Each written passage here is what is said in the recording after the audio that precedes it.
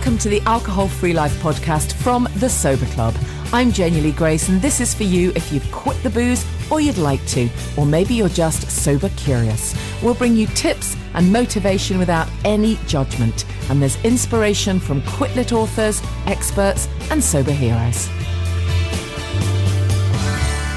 Hi and welcome to the podcast. I hope you've had a good week. There's been a lot of stuff in the press, hasn't there, this week, popping up about alcohol and various... usually I'm here saying there's been masses on why alcohol is good for you. Interestingly enough, it's not been like that this week. There was a piece saying would-be dads shouldn't drink for 6 months. That was an interesting piece. They say that women have long been advised to stop drinking during pregnancy, but research published suggests that the risks for unborn children are greater than thought, and they apply to both fathers and mothers and start before pregnancy even begins. So they're saying here that scientists found that binge drinking, 5 or more drinks in a single sitting in the 3 months before conception, raised the risk of congenital heart disease for children. Mothers drinking increased the risk by 16%, and for fathers, it went up to 52%. Isn't that interesting? So I guess we've always known that if you want to conceive, then ditch the toxins. Don't know how many dads have come along with that in the past, but that's an interesting piece. And then the big story that was across lots of newspapers was about the baby boomers. That'll be me then.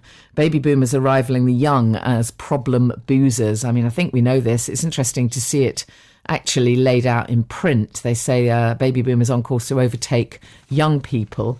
Hospital admissions for mental disorders linked to alcohol have surged by a fifth among the middle-aged in the past 5 years, according to NHS Digital.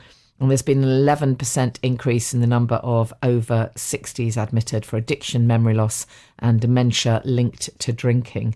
And then among the younger groups, those aged 15 to 40, admissions have fallen.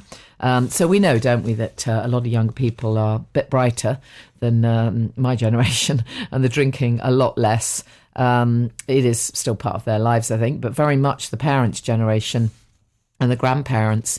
It's such an interesting thing, and this link to mental health particularly is something that the more I read about it, the more I look into this. It's so prevalent, and I just didn't realise it. It's really interesting. I know I've said before on this podcast that I didn't used to particularly consider myself as a particularly anxious person. I didn't necessarily label myself like that at all.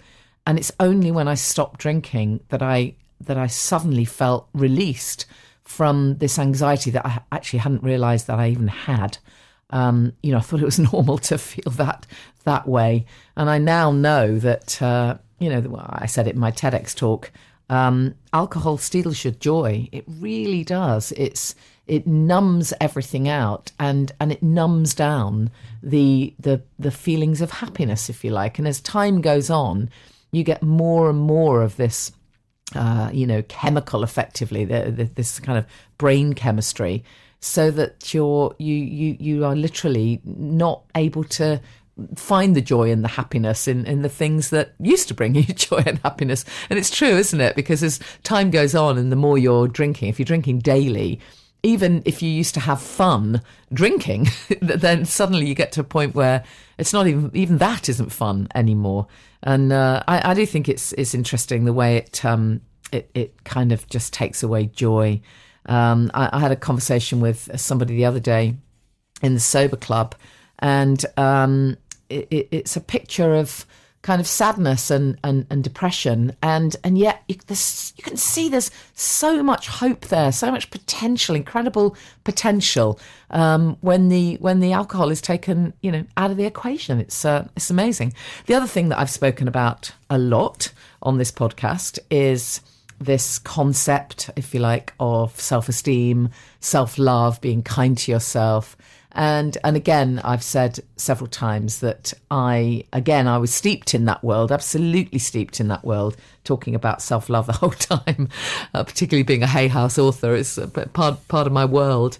And yet I never felt it for myself until I was able to ditch the booze. And then suddenly I kind of got it. It became possible to start to feel that way. And linked with all of that, of course, comes the whole issue of being confident in your body and being, feeling that sense of self-esteem. And for many women particularly, I'm sure it is similar for some men, but certainly for women, we have many women have a lot of issues around body confidence. One of the things I so hope for my own daughter is that she won't have to go through that awful kind of matching yourself up against photoshopped images that are absolutely everywhere.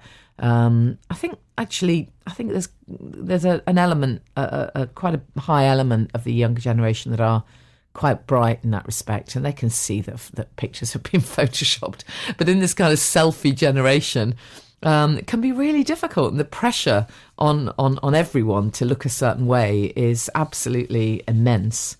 So to that end, I have a fantastic guest this week. My guest is Harriet Waley-Cohen, and we've interviewed Harriet before on the podcast a while ago, and I really wanted to interview her again. She has such a fascinating story, as you'll hear, and particularly the work that she's doing at the moment around encouraging people towards body confidence and towards self-esteem. So her event, I think, is aimed at women, but the messages in this podcast are absolutely, in this interview, absolutely relevant to men just as much as to women.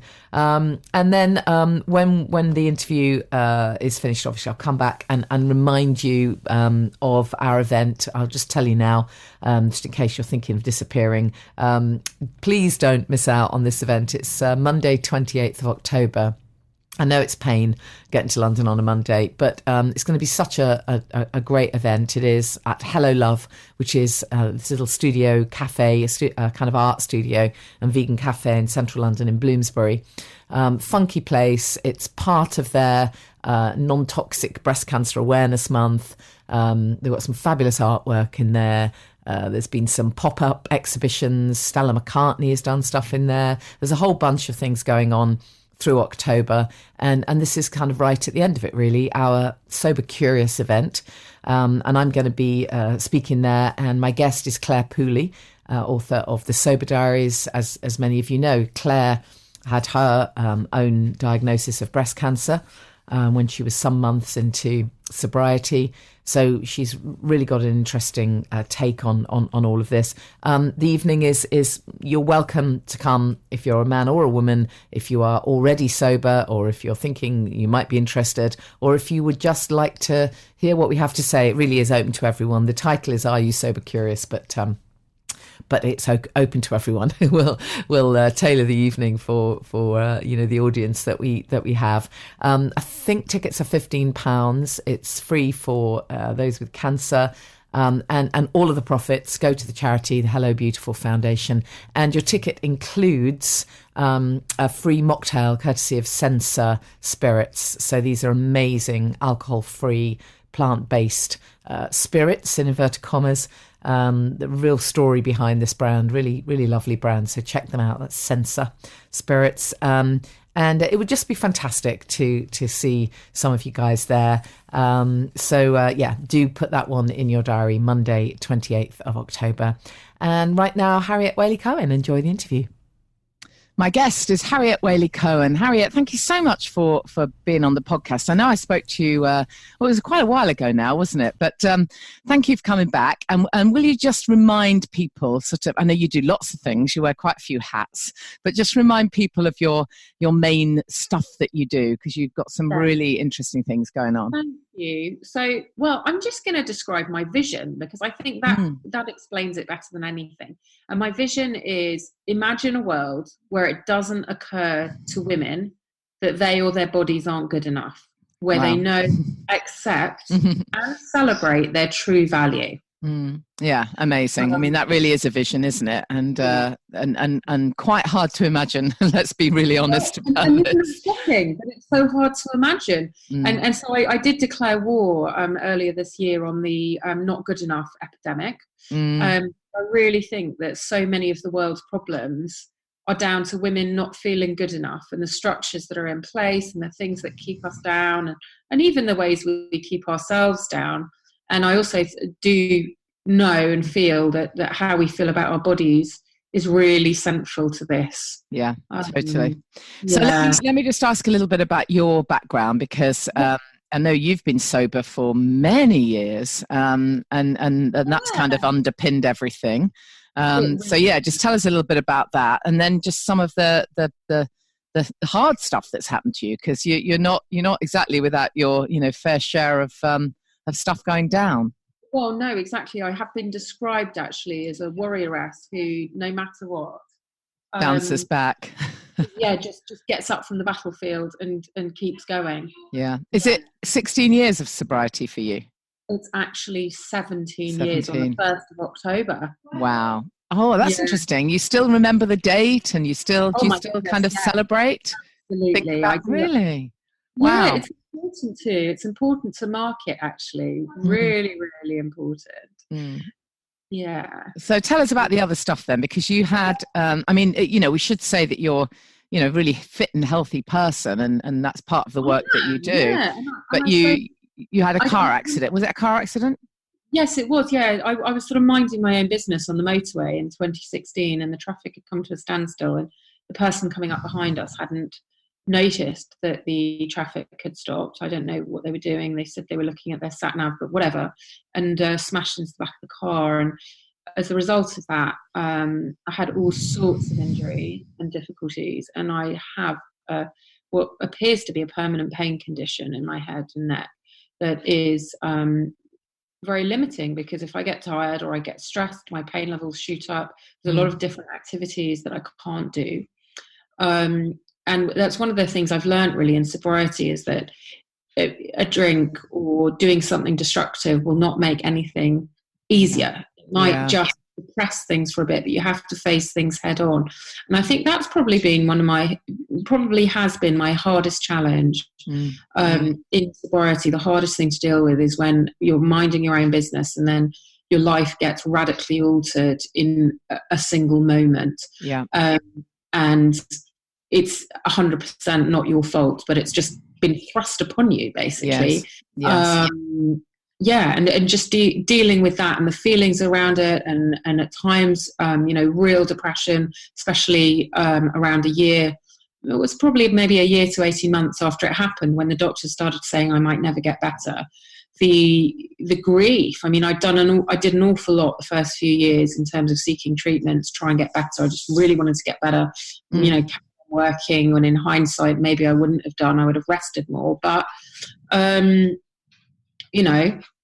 is what it is, and now it's almost part of my identity. I can't believe I'm saying that, but I am a person who lives with permanent pain but still faces life head on. And you're incredibly positive, and that's what we're going to go on to talk about. The fact that you're doing amazing work, inspiring us all, and certainly inspiring women to, as you say, to love themselves as they are. The body confidence thing that you talk about is absolutely amazing. But tell me as well. I don't. Have you got a dog? Is the dog joining in? I've got a dog joining in on the podcast. Hello. You're just lying there going, I'm amazing. Yeah, we should take a leaf out of the Book of Animals. They don't care. They just don't care, right? But yeah, tell us about what happened to you at the end of last year then, because, while you're already living in pain and just back coping with that, tell us about the next bit. So the next bit, I'm going to try and distract her with something else. I'm so sorry. I never thought. I actually segregated my children to a different part of the house. You didn't realise the dog would want to be part of the podcast. That's what sobriety is all about, isn't it? You got to rock with whatever's going on in your life and just not let it faze you too much. So sort of having come to terms with my body in its injured form, and having previously come to terms with my body in its post-parent, post growing two babies form, and all the ways that you change as you get older, then coming to terms with injuries.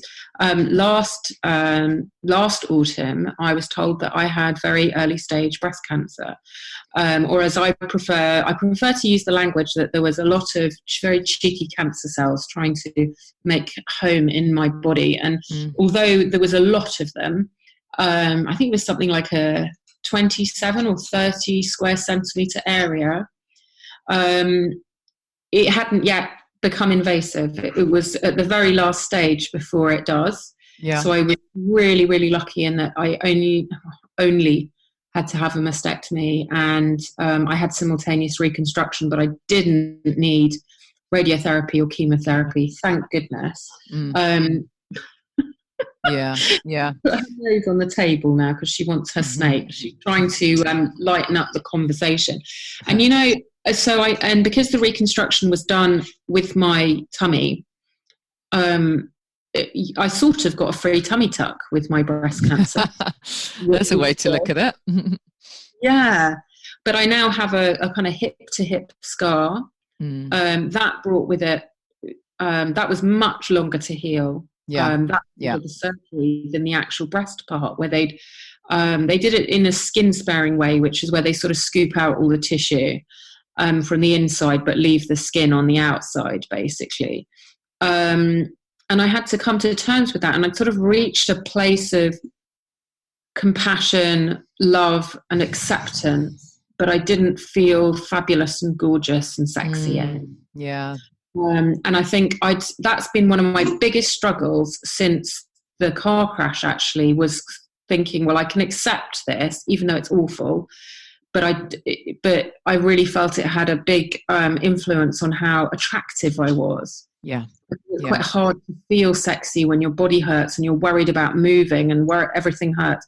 And I think that the breast cancer on top definitely had an impact in that way. And I had to really work every single tool that I know and that I've taught, and create or find out about new ones to come to terms with my body. And just things like I lost my nipple because the cells were right up to it, so they couldn't save that. Yeah. And so I had a circle of skin that they'd moved from my tummy. And it's just things that you don't realise, and I hope this isn't too graphic, but tummy skin is actually a completely different colour to breast skin. And so I had kind of a boob that was slightly different to the other boob. I now joyfully call them old boob and new boob.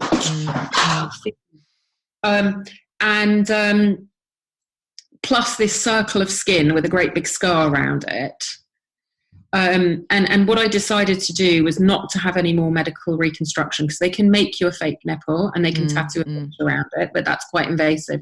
And they do it under a local anaesthetic, which sounded really traumatic. Yeah. And they also can just do a 3D tattoo of a picture of a nipple. And I started thinking, well, if I'm going to have a picture, why don't I have a picture of something else? Yeah. Oh, and Fizzy's obviously agreeing. She's squeaking. She actually climbed on the table and got squeaky snake there. She agrees. And I did a lot of research, and I found out about this incredible guy in Chicago who he specializes in this, in post mastectomy tattoos, whether you've had reconstruction or not.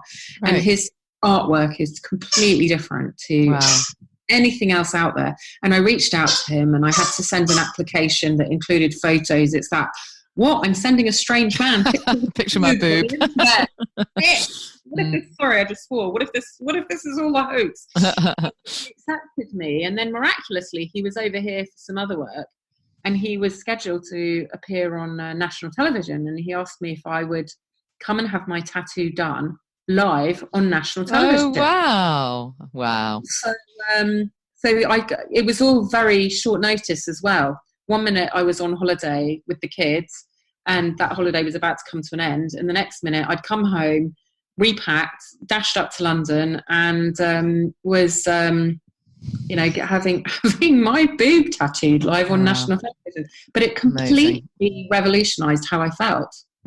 Amazing. I mean, what's great about this, is we hear of lots of coaches and specialists or whatever who are telling us all, men and women, that we should have more confidence, and that we should sort of be grateful for our body and all the rest of it. But there's often a case of you kind of look at them and you kind of go, yeah, it's all right for you to say, you happen to be, sort of naturally, totally, incredibly perfect. And, there's all that kind of feeling that goes on. And, with you, clearly you literally have been there, done it, got the T-shirt, right? So you've been through, exactly. You've been through, got the tattoo, and it didn't drive you to drink, because that's the other thing, isn't it? As we say, when I'm always keen to point out on this podcast that stopping drinking is the beginning, and yes, there are myriad incredible benefits, but it doesn't necessarily mean that crap stuff doesn't happen.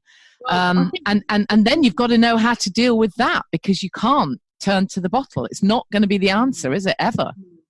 No, and I do think actually that's one of the reasons why I've healed well, is because through the surgery, through everything, is because I've been deeply conscious with my body. So when it was hurting in hospital, or when then you needed to put another line in and my arm didn't want to play ball, I would just send so much love and kindness to my body. A bit like as if I was looking after a small child who was like, Mummy, my tummy hurts, they've cut me open. And I would just send love and say, I'm so sorry it hurts. I love you. I'm here for you. Thank you so much for what you've done. And just really offer a lot of reassurance. And it helped a lot with the pain. Yeah. And I'm one of only 5% or 10% of people who have that exact surgery who don't end up with massive water retention issues. It's not water. It's called what's it called? Edema, is it? Yeah, something like that, where they have to put massive drains in and everything. And the doctors were all slightly amazed with why I was healing so well. And things like when they needed to put a line in, I would meditate, talk to my arm and say, look, I know that you're already purple with bruises. However, the rest of my body really needs whatever it is. And would you mind terribly, please? And just ask very nicely. And then I would wait.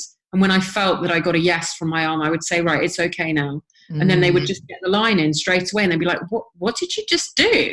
But Amazing. It's about that partnership, because that's the thing. When I was drinking and taking whatever else, I wasn't in partnership with myself at all. I was on self-destruct. There was no honouring going on. And I totally think get that.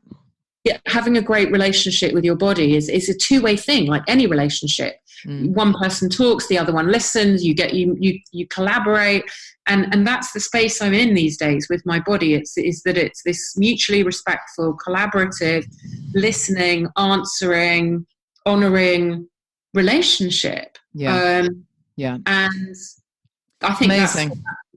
That's the key. So what's your message then for, men and women who are, there isn't this self-love. They're not at that point. They can't. I know for me, this is very relevant for me, because I used to talk about self-esteem and self-love all the time. I'm a Hay House author, for God's sake. Yeah.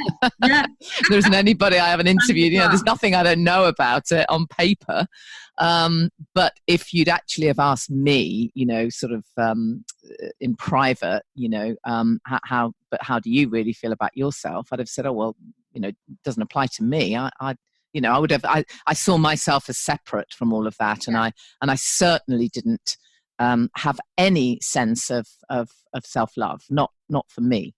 And I now know, looking back, that the alcohol was the obstacle there. It absolutely was the obstacle. And now that that's gone, it's a slow process, because, I've had years of really not liking myself very much. But now that that's gone, at least I can, I can see the path now, and that's amazing. So what would you say to people who really are still at that I hate myself and I hate my body stage? Because it's frightening how many people feel like that. Frightening. I know. And young women too, really young women.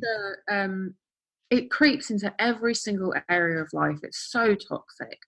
How do you have a healthy romantic relationship when you feel like that? How do you have a successful career? How do you even choose a healthy breakfast? How do you put on great underwear that makes you feel good? How do you invest in yourself? Or it's just not compatible. And I think what I would say to these people is that, firstly, you're not alone. and it's not your fault that you feel that way. Don't shame the shame, right? And it's okay to talk about it. And in my experience, self-love is not the place that you reach in your head and in your heart first. The place that I got to was where I really understood, and this is one of the core of what I teach, is that self-love is an action. It's not a state of mind. And if you behave towards yourself with love, and you just start with tentatively reaching out to yourself, and just showing small acts of love, you can repair that relationship. And you don't have to repair all of it at once. You can do a single grain of sand at a time. I think there's this idea that you've got to go from a self-loathing, secret self-loathing, to self-adoration. In a, just by clicking your fingers and saying a few mantras. And actually, it's an ongoing process. And like any relationship, there needs to be some consistency there, because if you show another person, a couple of days you're really nice to them and really lovely to them, and then you're horrible to them, they're not going to trust you. And they're going to know what they're going to get with you. So part of this action is accepting that it's consistent and that it's a slow process, but that you absolutely can. You can build self-love, you can build self-trust.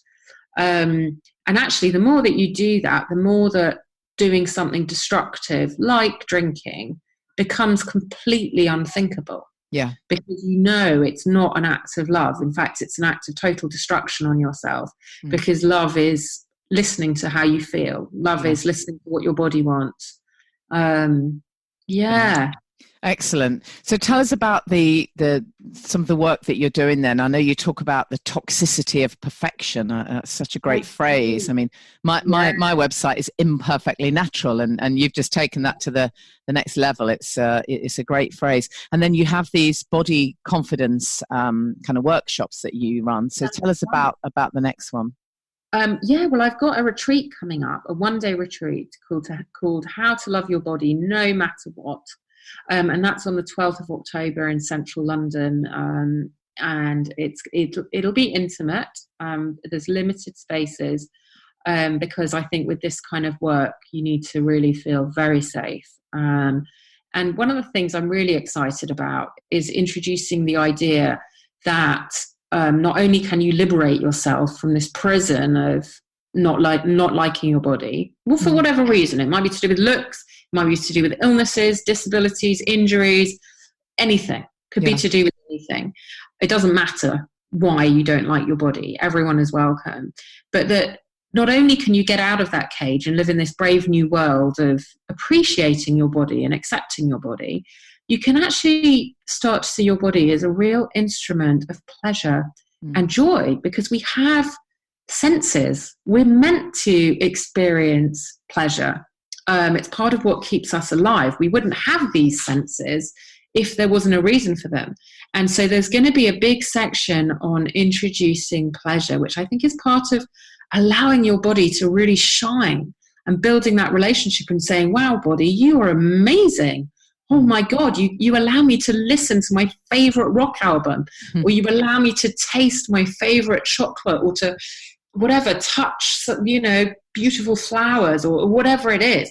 And that actually embracing that sensual, and I mean that in a sensorial even way, is incredibly empowering, and it's exciting. And also at some point we are going to set fire to the shame. We're going to set stuff on fire, and I'll be teaching people about forgiveness and all sorts of things. So it's going to be a really, really powerful day. And I know for people who've experienced that sort of workshop in the past, it's been utterly life-changing. Transformational. I can absolutely imagine that. Amazing. So we'll get your website in a moment. Just for anyone who is listening to this after the event, so can't make the workshop or somewhere else in the world, what would be your kind of one tip for them, really, just to make a start on this acceptance? Maybe they're a few months into ditching the booze, or possibly even a year or so, and yet there's this barrier, as we've been talking about. There's this barrier, and there's still we do find that a lot of people are still abusing, in inverted commas, themselves with the wrong food, and it's a process, isn't it? It can take a long time, with the sugar and the goodness knows what else it is. So what would be your kind of top tips, if you like, for people who just need to make a gentle inroad, a gentle start into forgiving themselves and working with their body? Yeah, I would ask yourself this question when it comes to getting dressed, it comes to choosing your food, comes to everything to do with your body, which is, what would love do? What would love do? What would love have you wear? What would love have you eat? It's just about shifting towards love. And you know what? Sometimes love is a whole tub of Ben and Jerry's. Sometimes that's destruction, only you know. But if you come from that really loving motive, you can't go wrong. And I think treat yourself like a really small child that you're in charge of, who is crying out to be accepted and loved and nurtured rather than rejected. So true. Such a good point. I think we might have said this when I interviewed you before, but I one of the most powerful things that I ever heard was I think it was Cheryl Richardson saying that she recognized that she, in the morning when she looked in the mirror, she was saying stuff in her head to herself, oh, for God's sake, you look, you've grown another wrinkle, you look old, you look fat, you look whatever it is. And she realized that if she'd said that out loud, if there was a child in the room, she'd be had for abuse for saying that kind of stuff, and it really struck me and made me think, oh my God, I bet that stuff's would be in my head. Incredible. And as you say, if you think of yourself as a child, you wouldn't say that stuff out loud. So yeah, it's such a good point. Wouldn't, or even an adult, you wouldn't. Well, yes, exactly. You wouldn't treat anyone. None of us would treat anyone else the way we treat ourselves.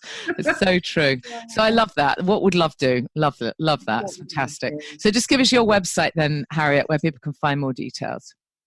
So my website is harrietwaleycohen.com, and that's without the hyphen in my surname. Shall I spell it? No, that's fine. I've got that. I can put it in the show notes. Excellent. And I really want to introduce you to the Hello Beautiful Foundation, if you haven't come across them before, because I'm working with them at the end of October on their, they've got a non-toxic breast cancer awareness month in the UK. In the UK, there's lots of stuff goes on for breast cancer awareness in October, but a lot of it kind of tracks back to Big Pharma ultimately. And what Hello Beautiful Foundation are doing is something completely natural. The founder, Jane, had breast cancer, and now they offer workshops and all kinds of amazing things, Reiki and lots of different sessions, yoga and gong baths and all kinds of things. So they're doing amazing work, and it's right in the centre of Bloomsbury. So I must get you along there. I think you guys, you could, love that. Yeah, that would be fantastic. Let's connect you. So that would be great. I'm there on the 28th of October with Claire Pooley, author of the Sober Diaries. So that's going to be fun. So we'll connect you. Thank you so much, Harriet. It's just been absolutely amazing to be able to speak to you again. Thank you. Always to talk. Yeah, love it. Thanks a lot, and lots of love to your dog. What's her name again? Fizzy. Fizzy. Yeah, we enjoyed interviewing her too. Thank you. Bye.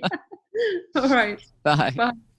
So thanks to Harriet, and I just want to say a big up as well to our fabulous members in the Sober Club. Anybody who's listening, we've closed the doors just for a bit.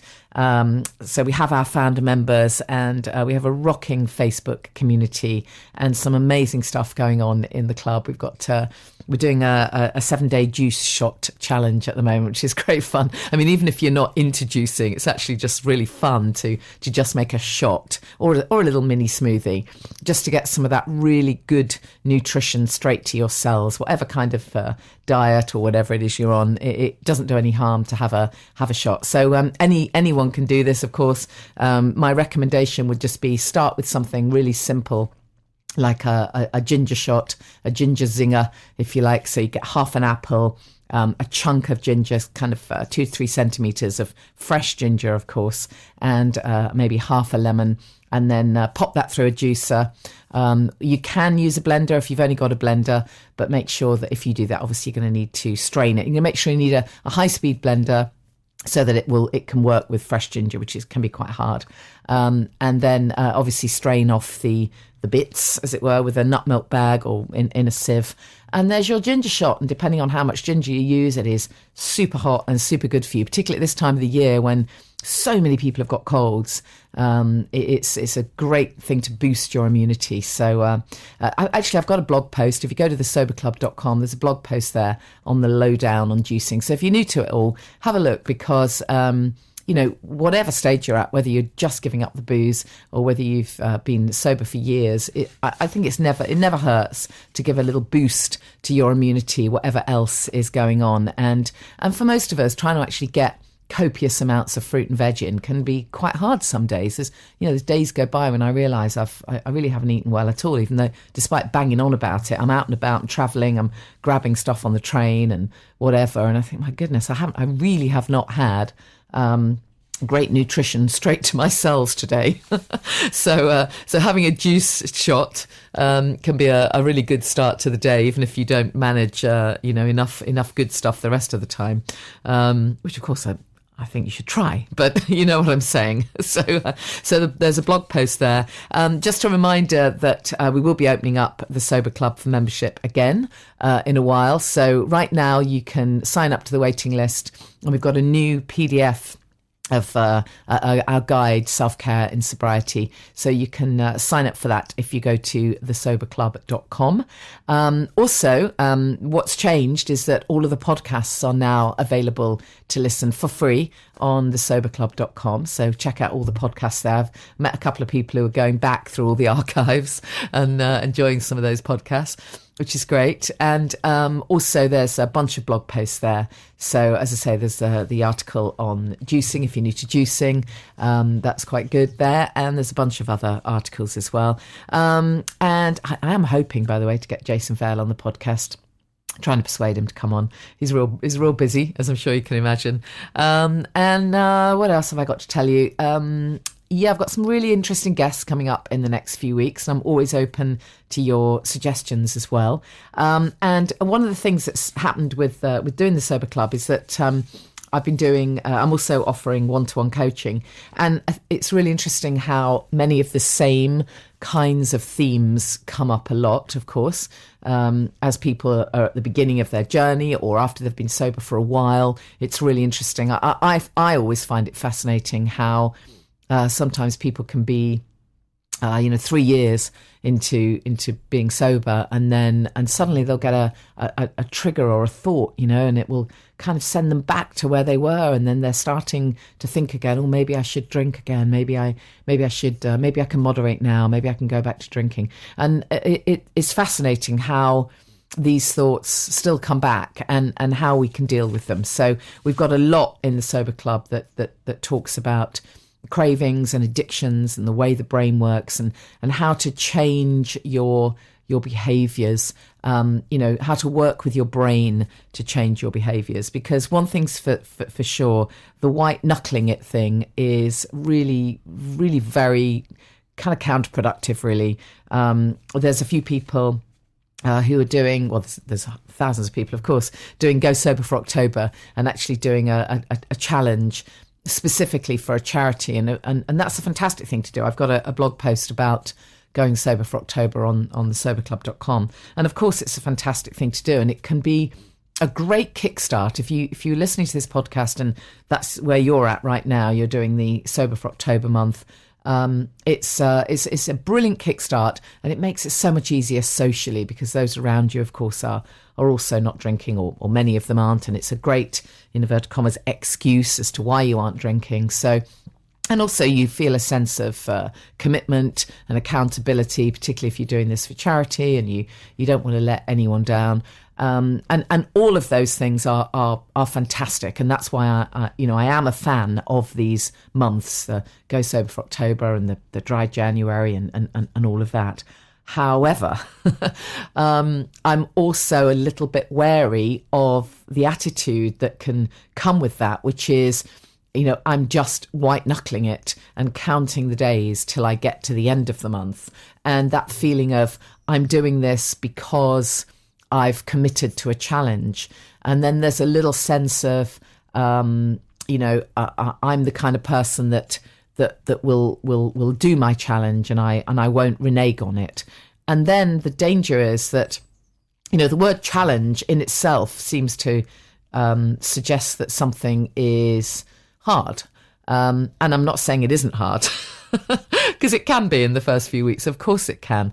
But actually, the point we want to get to is that you reframe your thinking so that, yes, you're going to go through these early stages of it being difficult, but actually you're doing this for a reason. And the reason is the outcome you want. And the outcome you want, hopefully, is to have freedom from alcohol, to be able to choose whether you want to drink or not. If you're someone who doesn't have an off switch, then that is going to be difficult if you're going to choose to moderate. If you are a mindful drinker and you're successfully moderating, then all good. But if, like me, you didn't have an off switch, or you don't, then and you're doing this challenge, then think ahead. Don't just kind of white knuckle it and go through this month constantly counting the days till it can end, because then you'll get to the end of the month and you'll be punching the air and say, yeah, look at the amount of money I raised. Now let me reward myself, in inverted commas, with let me binge drink for a weekend because I did so well. That would just be such a huge waste of that month. Yes, you may have raised money, but if you haven't changed your thinking, it's just such a wasted opportunity. So I just really urge you, if you are in the middle of a challenge, whether it's a Go Sober for October or a 90-day challenge or whatever challenge you're part of, to really use this time to reframe your thinking and just see if you can change your behaviours at a real sort of brain chemistry level. Think about what's going on. There's a whole load of different factors, of course, but I'd really, really urge you to ask yourself, why do I want to do this? What is the outcome that I actually want? If the outcome that you want is literally to raise a bit of money and then go back to drinking, well, all good. But if the outcome that you really want deep down is to actually have freedom from thinking about drinking all the time and drinking and feeling rubbish and waking up at 3 a.m. and all of the other stuff, if you want freedom from that, then you'll know that you need to do a little bit of extra stuff as well. And maybe you're in the middle of some other challenge. I don't know, maybe you're ditching the sugar or the cigarettes or whatever. And actually the same principles apply. They really do. It's about trying to work out what your wish is. What is it you want? Have a look at the blog post anyway that I've written on thesoberclub.com. So that's it for this week. Thank you so much for listening, and I'll see you same time next week. And if you are doing this at whatever stage you're at, it is a thing. It's really a big thing. So be kind to yourself. And the self-care tip, by the way, I haven't done those for a few weeks. There you go, I've forgotten. But anyway, for this week, your self-care tip is be kind to yourself and get yourself a juice shot. Thank you for listening to the Alcohol Free Life podcast. I'm Janey Lee Grace. Please go to thesoberclub.com, listen to more podcasts, read our blogs, enter our competitions, grab yourself a free PDF, Self-Care in Sobriety, and check out our online community,